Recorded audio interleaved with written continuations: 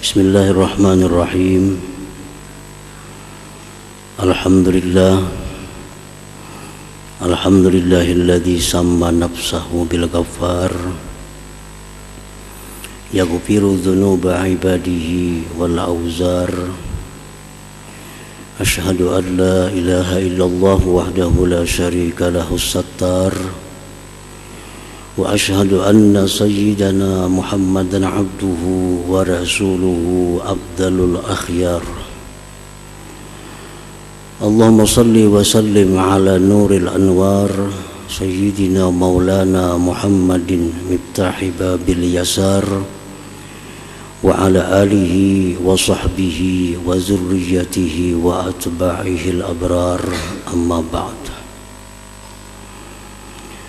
Al-mukarramun wal muhtaramun ma'asyiral habaib wal ulama, para muhibbin, hadirin, hadirat rahimakumullah. Puji syukur selalu kita haturkan kehadirat Allah Subhanahu wa ta'ala, yang mana dengan taufik dan hidayah serta inayahnya kita pada malam ini kembali dapat berkumpul di Masjid Bustanul Muhibbin yang penuh berkah dan rahmat ini. Salawat dan salam atas junjungan kita Nabi besar Muhammad sallallahu alaihi wasallam dan seluruh keluarga, para sahabat, zurriyat dan pengikut beliau ila yaumil qiyamah. Para muhibbin rahimakumullah, al-khamisah asar min asma'illah al-husna al-ghaffar. Yang ke-15 dari asma'ul husna adalah al-ghaffar. Qala Allah Ta'ala, Allah berfirman, a'udzu billahi minasyaitonir rajim.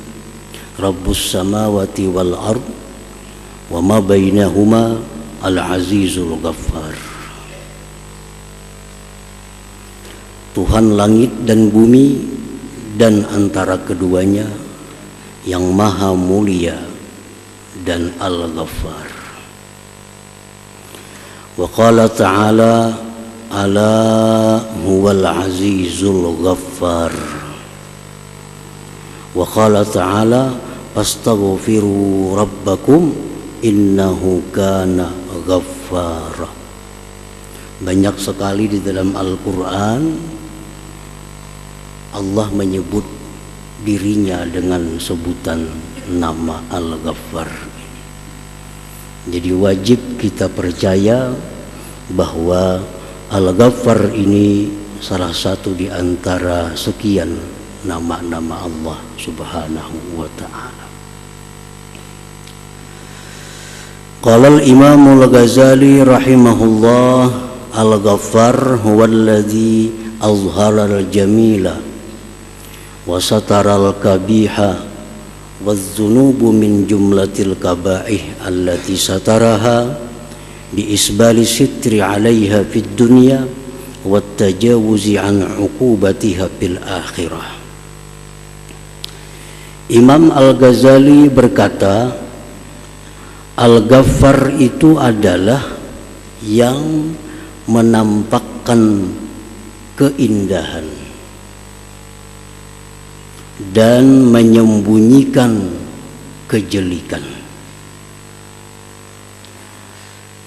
Dan bermula dosa-dosa itu bagian dari kejelikan.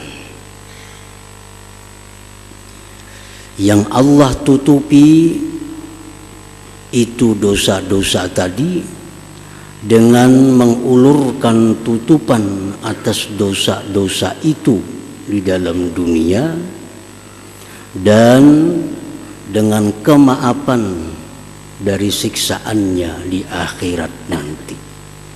Nah, itulah makna arti Al-Ghaffar. Secara ringkas kita sebut dengan Maha Pengampun. Jadi Al-Ghaffar artinya Maha Pengampun, itu secara ringkas. Padahal itu bagian aja sebenarnya dari makna Al-Ghaffar. Setiap yang menutupi yang jelek dengan menampakkan keindahan, itu adalah Al-Ghaffar. Para muhibbin rahimakumullah, ada 3 hal yang ditutupi Allah dalam diri kita, yang mana itu adalah merupakan tajalli dari nama Allah Al-Ghaffar. Yang pertama, ditutupi oleh Allah sesuatu yang tidak baik dilihat di tubuh kita ini, seperti usus misalnya, ginjal, jantung. Nah itu kalau kelihatan kada bagus, kelihatan. Kayak apa aja orang tuh rupa bungasnya, amun usus beuluran, siapa kepingin? Ditutupi oleh Allah dengan kulit yang bagus. Nah ini bagian dari Al-Ghaffar, menutupi sesuatu yang kada nyaman dipandang dengan sesuatu yang indah. Yang kedua, geritik-geritik hati kita yang jahat itu tidak ada tanda atau alamat di wajah kita. Kita misal hendak menipu orang, adalah bertanda di wajah kita, kita bakal menipu orang. Padahal menipu itu merupakan sifat yang jelek, yang kada bagus di dalam hati kita. Ditutupi oleh Allah. Yang ketiga, dosa-dosa yang ada di dalam diri kita ini pun ditutupi oleh Allah, sehingga kada ketahuan mana orang yang banyak dosa, mana yang kada banyak dosa. Kada terbuka. Ya kalau misal orang banyak dosa tuh bau awaknya kada ada, kalau kada ada. Sama. Orang banyak dosa lawan nang kada sing dosaan sama. Nah ini bagian dari nama Allah Al-Ghaffar. Nah para muhibbin rahimakumullah. Nah dosa-dosa itu bagian dari kejelikan. Allah tutupi dalam dunia ini, Allah tutupi dengan sesuatu yang indah, dan di akhirat nanti ditutupi lagi oleh Allah dengan ampunannya. Ditutupi lagi dengan ampunannya. Nah oleh karena itu Al-Ghaffar ini seringkali disingkat maknanya dengan Maha Pengampun. Padahal itu hanya bagian dari makna Al-Ghaffar yang sebenarnya.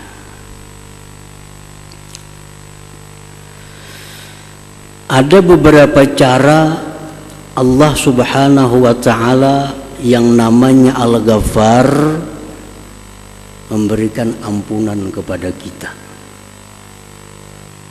Pertama, Allah berikan kita ampunan secara cuma-cuma, tanpa kita minta ampun kepada Allah, kita diampuni. Tanpa kita minta maaf kepada Allah, kita dimaafi. Itu pertama, Allah akan memberikan ampunan secara cuma-cuma itu terjadi pada malam nisfu Sya'ban contohnya. Nah, malam nisfu Sya'ban.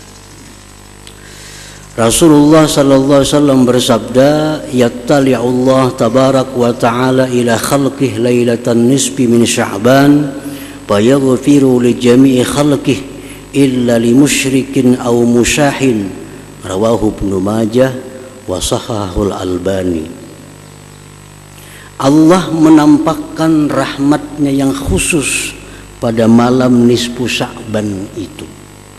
Allah ampuni sekalian makhluknya kecuali yang menyekutukannya. kecuali yang musyrik atau orang yang berbantah-bantahan. Oleh para ahli hadis, maksudnya berbantah-bantahan itu orang yang kada batagur sapa lebih 3 hari. Jadi kalau selain musyrik, selain orang yang berbantah-bantahan, asalkan dia beriman kepada Allah dan Rasul, pada malam nisfu Sya'ban itu dia dapat ampunan dari Allah Subhanahu wa ta'ala, walaupun dia tidak minta ampun, walaupun inya guring semalaman malam itu. Kada tahu 4 orang baca Yasin, kada tahu orang 4 sembahyang maghrib berjamaah, guring malam itu. Cuma inya kada musyrik dan inya kada ada bebantah-bantahan lawan orang. Nah, maka orang ini dapat ampunan dari Allah Subhanahu wa ta'ala. Dosa apa yang diampuni Allah itu hanya Allah yang tahu. Pokoknya ada di antara sekian dosa kita yang dihapus, diampuni oleh Allah Subhanahu wa ta'ala. Para muhibbin rahimakumullah. Yang kedua, cara Allah memberikan ampunan itu dengan berbuat amal soleh. Allah Ta'ala berfirman, wa aqimis salah tarafain nahar wa zulafam minal lail innal hasanat yudhibnas sayyiat. Dirikan sembahyang 5 waktu. Sesungguhnya kebaikan-kebaikan itu menghilangkan kejahatan. Dengan berbuat baik, secara otomatis ada dosa yang diampuni Allah. Walaupun kita kadang minta ampun kepada Allah dosa itu. Satu contoh, di zaman Rasulullah SAW ada seorang laki-laki pedagang kurma. Laki-laki ini batuku kurma. Nah, waktu itu datang seorang perempuan hendak nukar kurma. Pilih kurma binian nih. Jarna ampun toko nang baik di dalam kurmanya. Hendak nang baik di dalam. Masuk ke dalam si bini-bini tadi. Nah, begitu masuk ke dalam si bini-bini tadi, dipeluknya oleh si laki-laki tadi, diciuminya bini-bini itu. Berbuat segala macam kecuali hanya satu selain daripada zina. Nah, keluar perempuan tadi. Laki-laki ini sadar, kalau Rasulullah tahu perbuatanku ini kayak apa aku, kalau turun kena wahyu kayak apa. Datang laki-laki ini kepada Rasulullah SAW.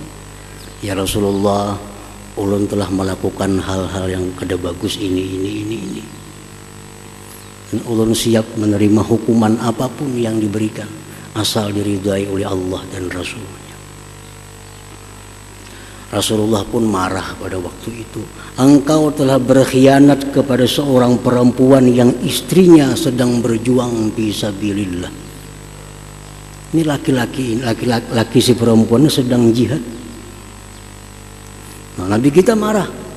Ikam nih jar Nabi, lakinya berperang. Ikam kayak itu lah bininya. Makin sedih laki-laki tadi. Rasulullah pun tertunduk Rasulullah. Lalu turun ayat Al-Quran, wa aqimis salah tarafain nahar wa zulafam minal lail innal hasanat yudhibnas sayyiat. Artinya jar Nabi, ikam sembahyang tadi 5 waktu sembahyang. Nah, itulah menghapus dosa-dosa engkau tadi. Nah, jadi dosa seperti itu bisa dihapus dengan sembahyang 5 waktu tanpa perlu taubat kepada Allah Subhanahu wa ta'ala.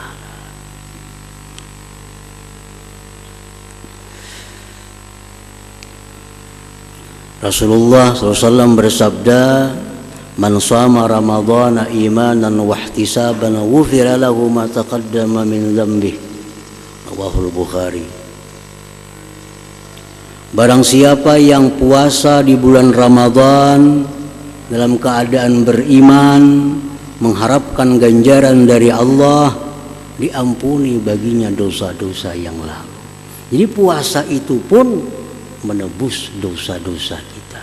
Cuma dosa apa yang ditebus itu hanya Allah yang mengetahui.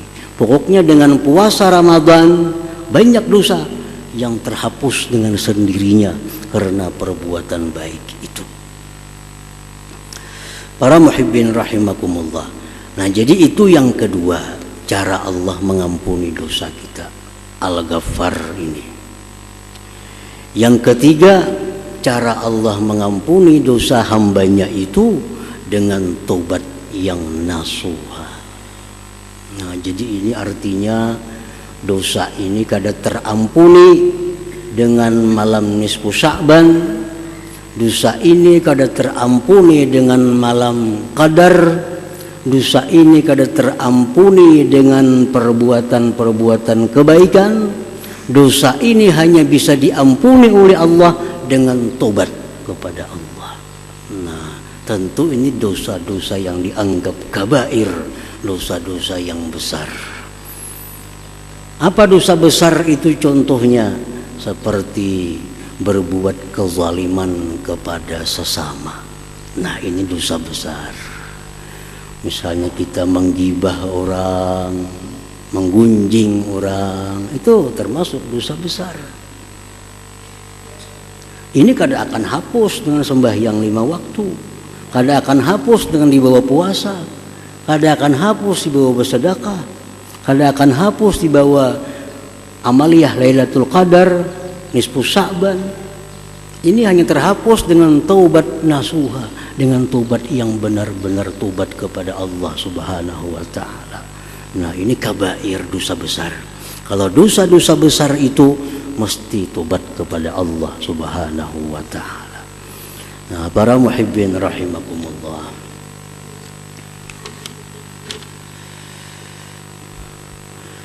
Al-mu'min bismillahil ghaffar ayyastura min ghairihi ma yajibu ayyastura minhu. Orang yang beriman dengan nama Allah Al-Ghaffar. Nah, kita sudah percaya nama Allah Al-Ghaffar yang menampakkan keindahan, menutupi segala kejelekan, mengampuni dosa-dosa hambanya. Nah, kita percaya itu. Nah, bila kita percaya itu akan membuat suatu akhlak dalam diri kita. Apa akhlaknya? Bahwa dia menutupi dari orang lain sesuatu yang wajib bahwa dia menutupi daripadanya. Nah, aib orang lain. Allah aja menutupi aib kita. Kenapa kita membuka aib orang lain? Allah adalah menggunjing orang. Kenapa kita menggunjing orang? Nah, kalau kita masih mau menggunjing orang, membuka aib orang, jelas kita belum beriman sepenuhnya dengan nama Allah Al-Ghaffar ini. Hanya tahu aja Al-Ghaffar nama Allah artinya Maha Pengampun, tapi belum beriman sepenuhnya. Buktinya apa? Buktinya belum membuahkan hasil. Kita sembahyang itu hasil daripada iman kita. Kita puasa itu hasil dari iman kita. Kita berzakat itu hasil dari iman kita. Nah, kita menutupi aib-aib orang itu pun buah dari iman kita.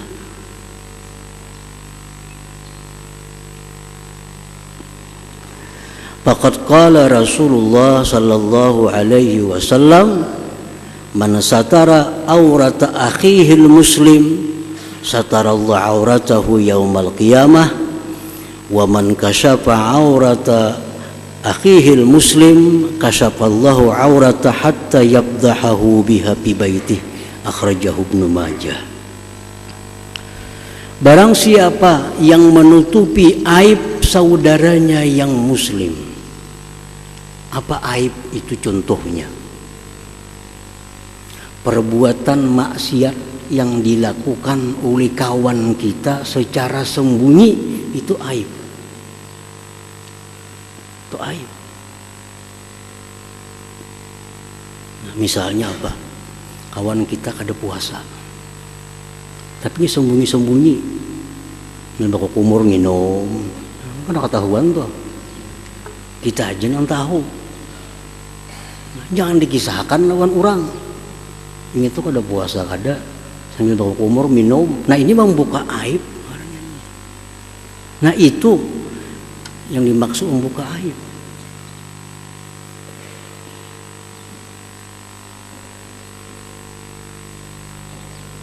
Jadi maksiat-maksiat yang tersembunyi dari diri seseorang itu dikatakan aib. Jangan dikisahkan. Jangan dikisahkan. Ada saatnya kita boleh membuka aib itu pada waktu-waktu tertentu. Misalnya apa? Memberikan satu pendapat kepada orang yang minta pendapat kepada kita. Nah, itu boleh kita membuka aib. Kita tahu orang itu penipu, padahal orang lain kada tahu. Kita aja yang tahu ini itu penipu sebujurnya. Nah, ada kawan kita minta pendapat, ulun hendak berdagang bersamaan lawan inyan itu kayak apa pendapat pian. Kita tahu ini itu penipu. Nah, di situ kita boleh membuka aib, tapi hanya untuk satu orang ini. Jangan berkongsi lawan inya. Inya itu sepengetahuanku penipu. Boleh. Karena ada alasan di mana kita membuka aib itu.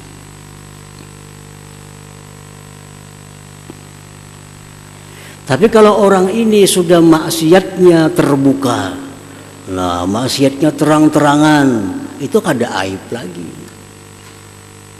Dikisahkan kemana-mana pun kita kada berdosa, kada menggunjing lagi.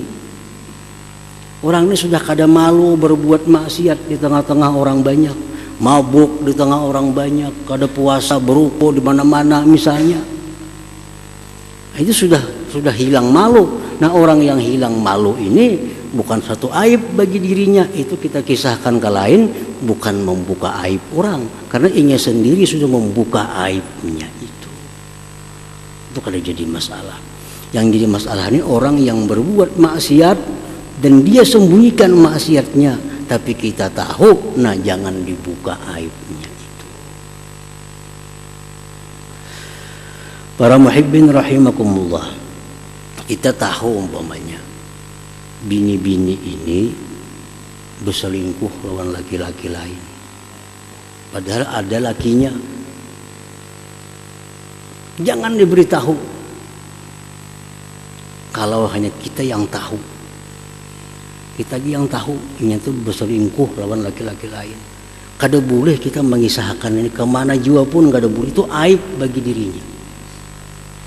Kecuali nya maarak lakinya kasih tu kamari, nah itu sudah kada aib lagi ngarannya. Kalau nya masih sembunyi-sembunyi, berarti itu satu aib. Nah, jangan dikisahkan kemanapun, itu aib.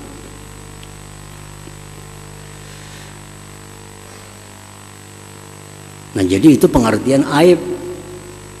Bukan aib itu misal orang bebini dikisahkan tuh ada aib bebini itu. Tadi dia si pulang tuh kawin tadi jarang. Itu kawin pulang ini. Itu kada aib. Buka aja kada papan itu. Kawin itu sunnah Nabi, kada aib.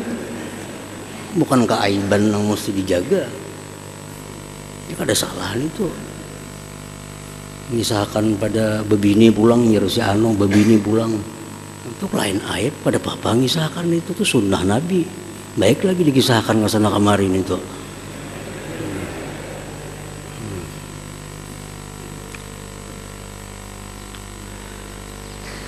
Qala al-Imam al-Ghazali.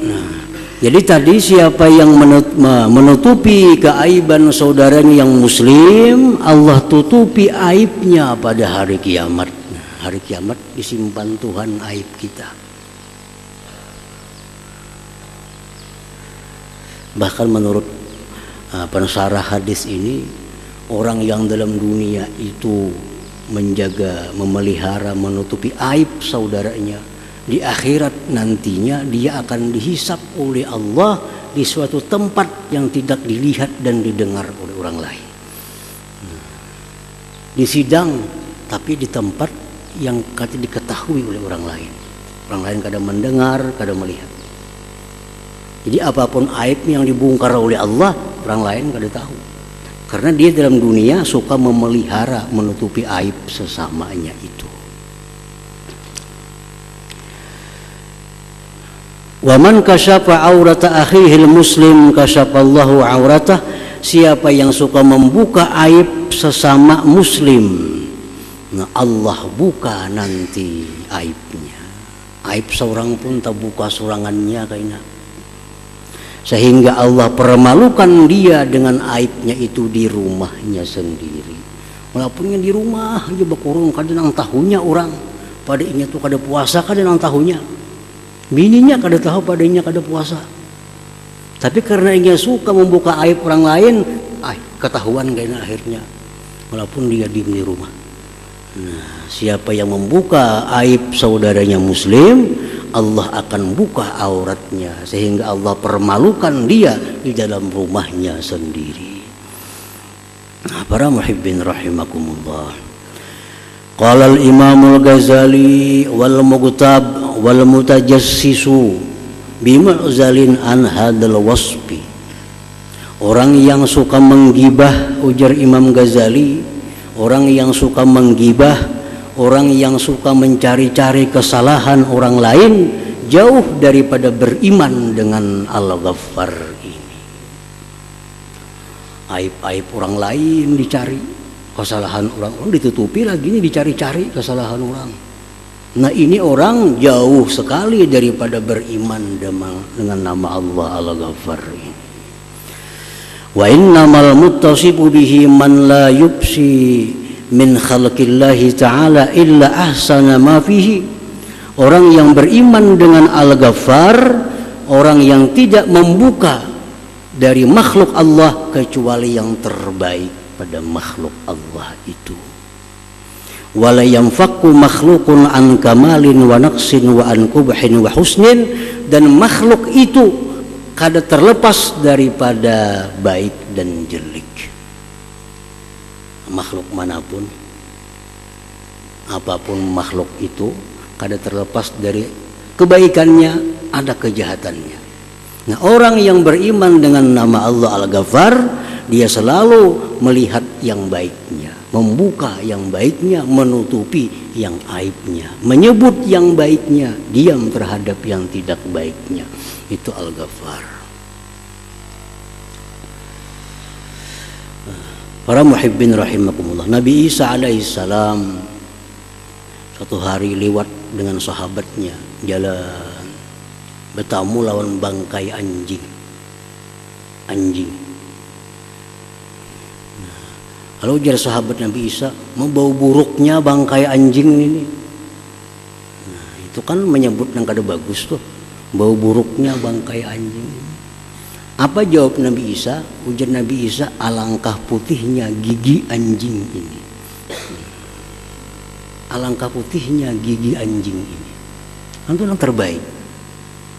Setiap manusia pasti ada sisi baik, ada sisi buruk, walaupun sedikit. Nangarannya manusia selain daripada orang-orang tertentu, ada kebaikannya, ada kejahatannya.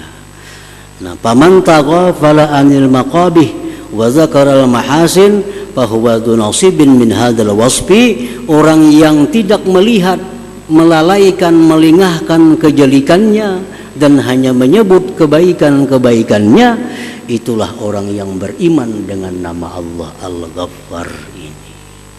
Nah, para muhibbin rahimakumullah, jadi Al-Ghaffar, nama Allah yang ke-15 ini keimanan kita kepadanya menuntut kita untuk menutupi aib sesama dan hanya menyebutkan yang terbaik dari seseorang.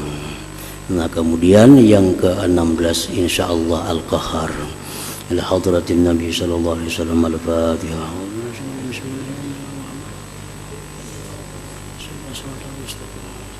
Ya na'budu wa iyyaka nasta'in ihdinas siratal mustaqim ghairil alaihim waladdallin. Bismillahirrahmanirrahim. Alhamdulillahi rabbil alamin. Salatu wassalamu ala asyrafil anbiya'i wal mursalin wa ala alihi washabbihi ajmain. Allahumma inna nas'aluka al-'afiyata wa al daimah fid din wad dunya wal akhirah. Allahumma salli ala sayyidina Muhammadin salatan tunjina biha an jami'il ahwali wal afat. Taqdi lana biha an jami'il hajat wa mahfum jami'is sayyi'at wa tamana biha al darajat. تبلغنا في صلاة الخير والحياة وبعد الممات. اللهم إنا نسألك الهدى والتقى والعفاف والغنى.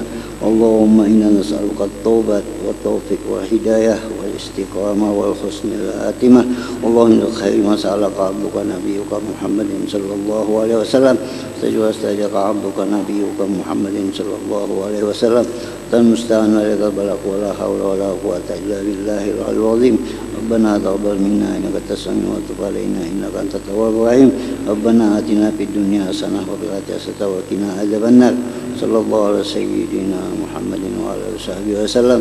الحمد لله رب العالمين. يا أيها الرجل منه شفاعة صلوا عليه سلموا تسليما.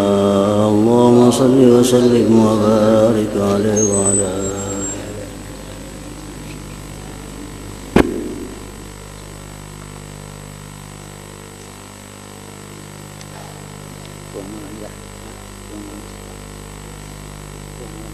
Tuhan